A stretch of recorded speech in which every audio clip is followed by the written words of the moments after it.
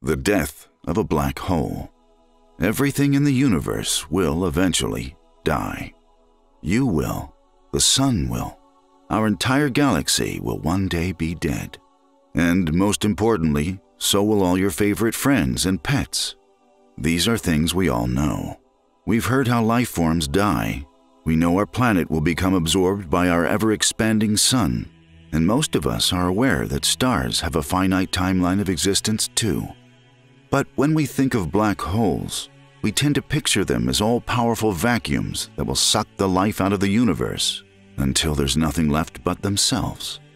And while there's a smidgen of truth to this, black holes are not as immortal as you might think. According to physicist Stephen Hawking, black holes have a finite lifespan due to the evaporation of blackbody radiation, which he has named after himself, Hawking radiation. Hawking radiation reduces the mass and energy of black holes, and unless they can sustain themselves through other means, black holes should eventually shrink down to nothing. However, this process won't take place until the background temperature of the universe is colder than the black hole. When this temperature change occurs depends on how massive a black hole is, since black hole temperatures drop the larger they get.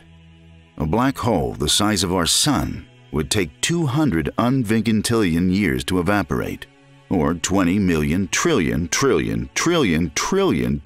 years, if you're less fussy about large number terminology.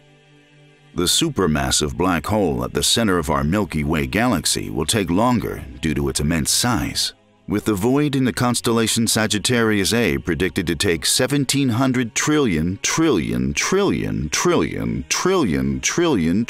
years to get its business done, or 17 octovigintillion if you want the fancy word. For comparison, the last stars in our universe are predicted to die out within 100 trillion years. When all else is dead and gone, black holes will be the only things left, and they'll linger on for an eternity, times an eternity.